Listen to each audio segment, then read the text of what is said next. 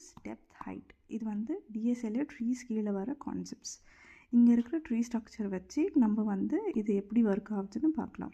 So ஒரு ட்ரீக்கும் எப்போவுமே ஒரு ரூட் எலிமெண்ட் ஸ்டார்டிங்கில் இருக்கும். ஸோ அந்த ரூட் எலிமெண்ட் வந்து எப்போவுமே லெவல் 0லேருந்து தான் ஸ்டார்ட் ஆகும்.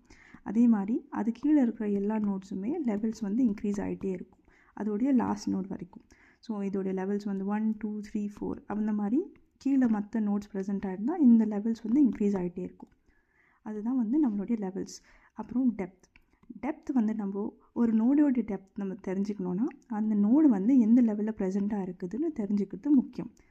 ஸோ இந்த நோடு வந்து லெவல் 1ல் ப்ரெசென்ட்டாக இருக்குது, அப்போது அதோடைய டெப்த் வந்து 1ஆக இருக்கும். அதே மாதிரி இதே லெவலில் ப்ரெசென்ட்டாக இருக்க இந்த நோடோடைய டெப்த்துமே 1ஆக இருக்கும். இப்போ இந்த இடத்துல வந்து இன்னொரு நோடு ப்ரெசென்ட்டாக இருந்தால் அதோடைய டெப்த் கூட 1ஆக இருக்கும்.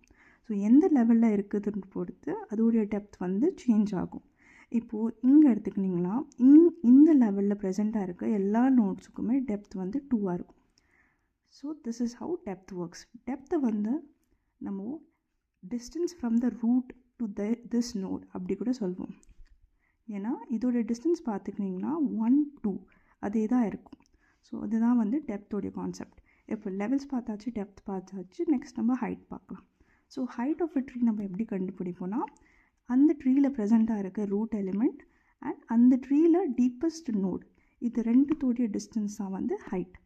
இப்போது இது ரெண்டுத்தோடைய டிஸ்டன்ஸ் இந்த ட்ரீயில் வந்து 4 1 2 3 4. So height of this tree is 4.